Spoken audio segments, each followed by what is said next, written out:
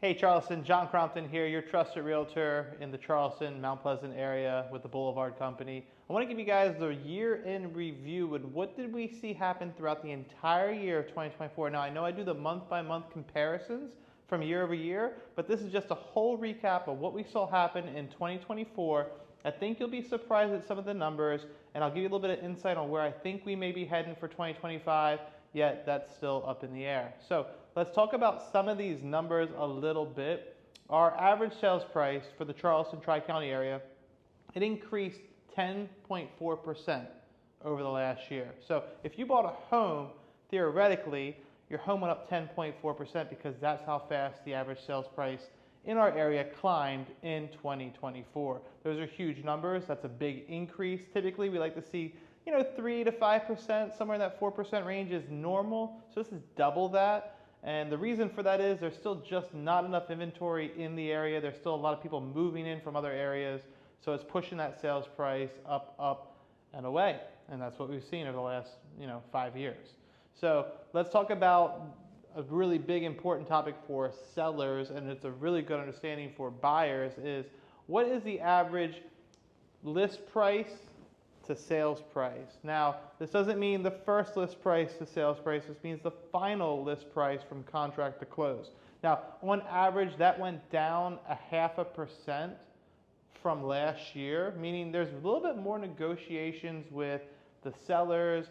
Buyers are able to kind of get back into the game a little, and what you're seeing on average for the Tri-County area is 96.5% is what is averaging out from a seller's concessions for a buyer. So nothing too alarming there. We're not in the low 90s. We're not in the high 80s. We're still in a great number at 96.5%. Some people are getting more and some people are getting less. It's just the average for the Tri-County area.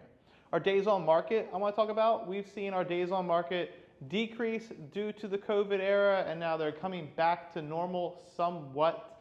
We are at 40 days on average was the amount of time it took for your home to sell in 2024. That is up 14.3% from the year before.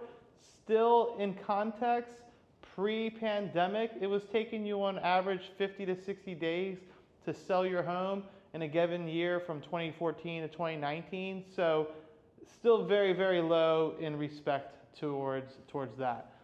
Inventory, this is going to be like the biggest increase in percentage. We saw a 40% increase in our inventory in the Charleston area and the Tri-County area. Now, that number would be extremely alarming if our inventory wasn't at like a bottom of a barrel that we saw in 2022. So we're really not that bad off. We're at 2.8% for the year, or 2.8 months for the year in terms of inventory, and that's what we're sitting on. And again, I hate to do the pre-pandemic, post-pandemic stuff, but that's kind of what we have our benchmark for.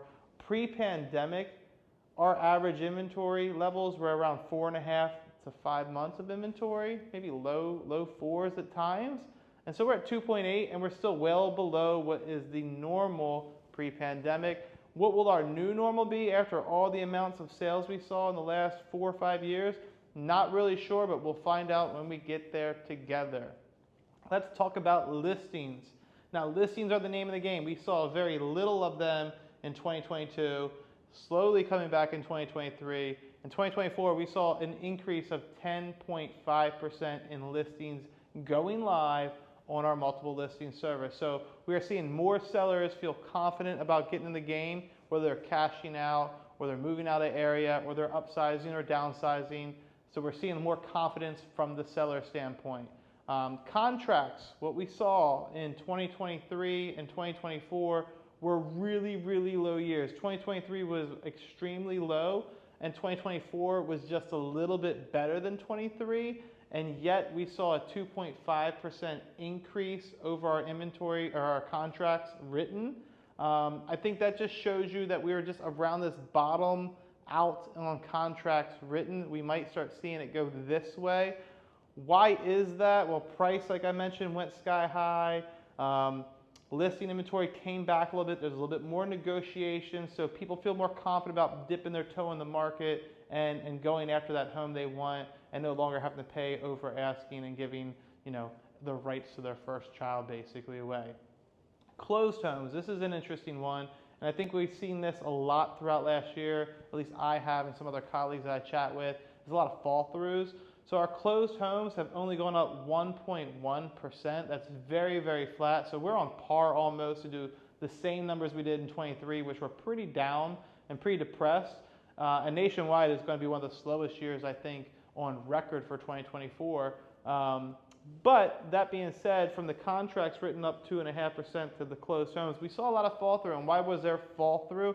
Well, there's fall through for many reasons. People get, you know, buyer's remorse. People don't get through due diligence because they can't negotiate on repairs, or the sellers are unwilling to do certain things, and so they puff their chest out and then buyers walk. You also have situations where homeowners insurance is a factor in the coastal area. The premiums have gone up, you know, 20% year over year since 2020. So those premiums are really starting to put pressure on people. Plus some of the guidelines that these insurance companies are asking people to do. If your roof is over 10 years old, they may not warrant it, or they may not insure it, and it's a little much. We're going to hopefully see some relief in that over the next few years as more insurance providers come in. But right now, that's kind of what we're stuck with. And the other reason people, you know, they just get scared, or interest rates scare them off, or the payment just kind of chases them out. So those are some of the main numbers that I like to pay attention to. The other numbers I like to pay attention to are the closed homes, and that's kind of stuff you don't need to really worry about. The amount of dollars in the market, you don't really need to worry about that stuff. These things right here, if I were a home buyer or a home seller, I kind of would focus on these just to see where are we going and where were we the year before. And so I guess everything, if you're a homeowner, man, you did well.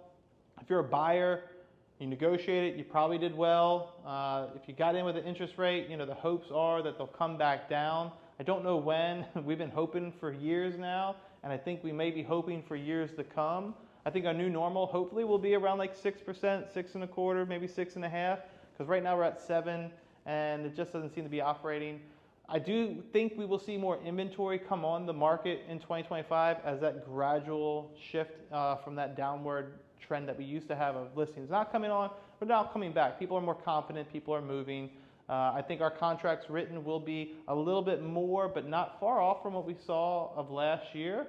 And our closed homes will see probably a little bit more of an increase, but not much more. We're on that crawl out of a bottom. So think of it, we went down, we went across, and now we're going to hopefully kind of go back up on the closed side. And I think it's going to be a slower trend upward. I could be wrong, right? This new administration come in there, do some magic, make things happen. Who knows? I guess we'll all see. If you have questions about real estate in your specific market, because these numbers are for the whole Tri-County area, reach out to me. I'm happy to share that information with you, fill you in, really go nerd out on it. I like to do that kind of stuff. It's fascinating. So anyway, reach out to me. Let me know your questions. And until then, guys, have a great day.